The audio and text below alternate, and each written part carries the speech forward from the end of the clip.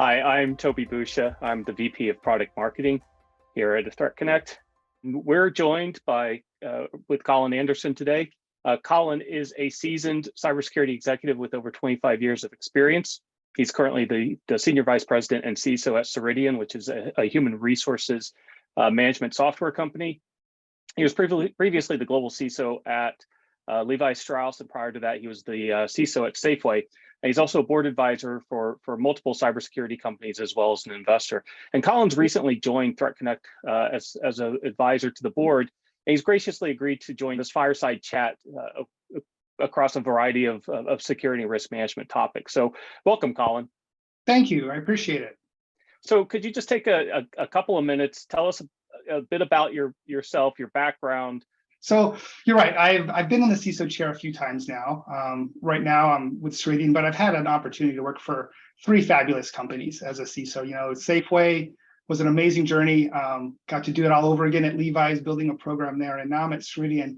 You know, really getting to do that all over again. I love the build process. And cybersecurity, you know, it's one of those things that you always have to stay on your toes. You're always constantly learning, and that's what I love about it. You know, I totally believe in that, you know, never stop learning kind of mentality. And that's what it's kind of attracted me to security for so many years now. Obviously, ThreatConnect is a cyber intelligence management or cyber threat intelligence and operationalization platform. So I wanted to pick your brain. I've been involved with security operations for 20 years in some form or fashion, and so it's I'm always interested to get other opinions in terms of what people have seen, particularly over the last two and a half decades. So security operations centers have certainly, I'd say, evolved over time. They went from kind of very basic, detect threats and try to respond to them. Again, against, as you indicated, a backdrop that wasn't nearly as complex as what organizations are facing today. But we've certainly seen ideas like modern security operations centers, or at least modernizing your security operations center, and even the concept of creating a cyber fusion center, for example. And from both of those models, cyber threat intelligence is a core component of it. And I think really is becoming a critical aspect of security operations strategy. So, do you agree with that? Do you think cyber threat intelligence is starting to actually kind of see its moment? Oh, absolutely. I mean, the complexity and the speed I mentioned earlier are certainly two of the factors that lead themselves to really needing threat intelligence. But honestly, I think the most important thing that threat intelligence helps you do is it helps you move from a reactive organization to a proactive organization.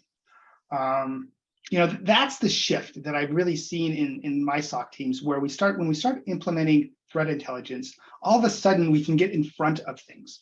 We're not just responding to what's happening in our environment. We can actually get in front and try to prevent some of the things that are coming at us.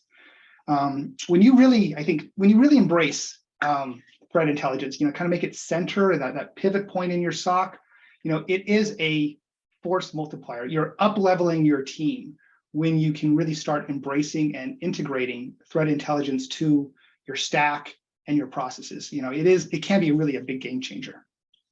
So it sounds like you've undergone the process in the organizations that you've led, where you've elevated the CTI function to something that's not just kind of buried in some deep in the SOC or in some other part of the organization. Yeah, no, all of my SOC teams from Safeway on forward, we've always had a threat hunting, threat intelligence component part of the SOC. It's so integral into what you're doing. You're looking and you're responding to events, and threat intelligence gives you context, and helps you potentially get in front of what you're seeing. It's like that old saying comes to mind, an ounce of prevention is worth a pound of cure. I think that, really works well with threat intelligence. It does help you prevent, get in front of things, makes the SOC team more efficient, helps CISOs sleep a little bit better at night. I think, when I've been able to integrate threat intelligence into my SOC team, into the threat stack, it has been a force multiplier. It really has helped my SOC team, which they haven't been huge, and so I really do need to get good efficiency out of them. It's been a force multiplier for them and really helped them prioritize their focus. a couple of points there. So one, this has to be holistic, right? This isn't about just getting threat intelligence into your tech stack. It's not just about providing that context to the people. It has to be basically infused across, the people, process, technology triad.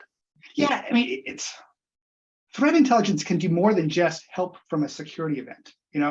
Threat intelligence has value in other lines of business. I've found I've used it to help my e-commerce team to avoid fraud situations. I've used it in other kind of scenarios where, understanding how threat actors are looking at your organization, understanding, what's going on in terms of potential, vulnerabilities in some of the tech stack that you have. It allows you, again, to be that more proactive organization and just not sit and wait for that event to happen. Hope is not a strategy. Completely agree. But I think you just hit on a really critical point for me, which is it even if you do have the cyber threat intel team or the TI ops team in the SOC, the value of that team actually emanates beyond the walls of the security operations center, out into security operations, but also out into other parts of the I'll say digital business, for example, these days. Yeah, and absolutely, and as well as your own team, because threat intelligence can actually help you get more value out of your other investments. Certainly it's a huge, kick in the pants for a SIM environment, because you're bringing in all the event data. When you can marry that with some of the threat data, you have better context. What are you doing on your endpoint? What are you doing in your network? All this threat intelligence helps you tune and get more value out of those other investments. So it is one of those things that has benefits in multiple areas, not just SOC team. Yeah, no, totally agree. So I wanted to go back to a point that you raised in terms of getting cyber threat intelligence out. If it's the teams inside the SOC, for example, getting that out of the confines of the security operations center into things like like vulnerability management, into again, if there's parts of the business where you can provide value, like the marketing team. I've seen a lot of organizations, and to be fair, it's been one of my pain points over the years of not seeing organizations embrace that value of cyber threat intelligence and either get stuck inside the confines of the SOC, or every team starts to try to do their own version of threat intelligence, whether it's like vulnerability intelligence or a fraud, online fraud detection type of intelligence. So how do you have any kind of tips or tricks in terms of this is how you kind of get that team or move that team up to it so it can kind of expand its remit and kind of share its value across the either security operations or even to the broader business?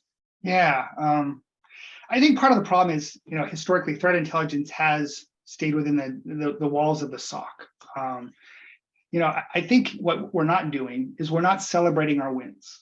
We're not highlighting those situations, those risks that were avoided, those business losses that were avoided, highlighting how threat intelligence is having that profound impact on your business. I mean, to make it a priority, you have to make it more visible.